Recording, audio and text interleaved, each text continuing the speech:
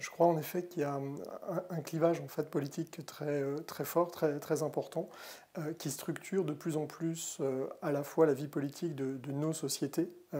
nationales au sein de l'Union européenne, mais aussi qui structure les relations entre les États membres de l'Union européenne. Et ce clivage, effectivement, porte de plus en plus sur un combat sur les valeurs politiques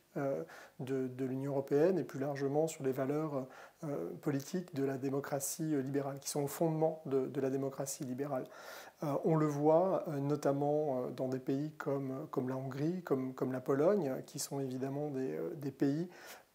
qui se caractérisent par des gouvernements illibéraux à leur tête. Mais je crois qu'il ne faut pas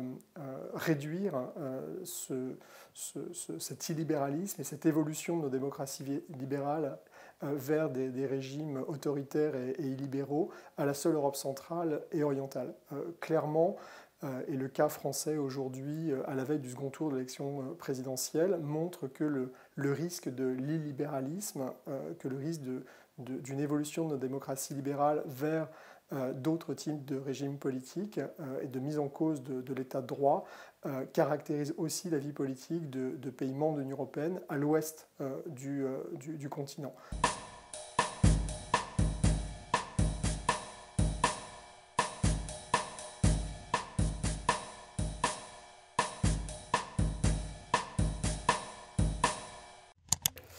Je crois qu'il est important en fait pour clarifier ce débat sur et ce combat pour défendre les valeurs politiques au fondement de la démocratie libérale. Il faut distinguer en fait deux registres. Et c'est à la fois le sens d'ailleurs de la citation que vous avez mise en exergue de Jacques Delors et de l'argument qu'on a essayé de défendre avec Łukasz Macek dans ce texte publié par l'Institut Delors sur les valeurs européennes. Je crois qu'il faut effectivement distinguer deux dimensions dans ce débat sur les valeurs. Une première dimension qu'on pourrait qualifier de politique et de civique, et qui renvoie à la question des valeurs politiques sur lesquelles reposent nos démocraties libérales, mais sur lesquelles repose aussi l'Union européenne. Ce sont les valeurs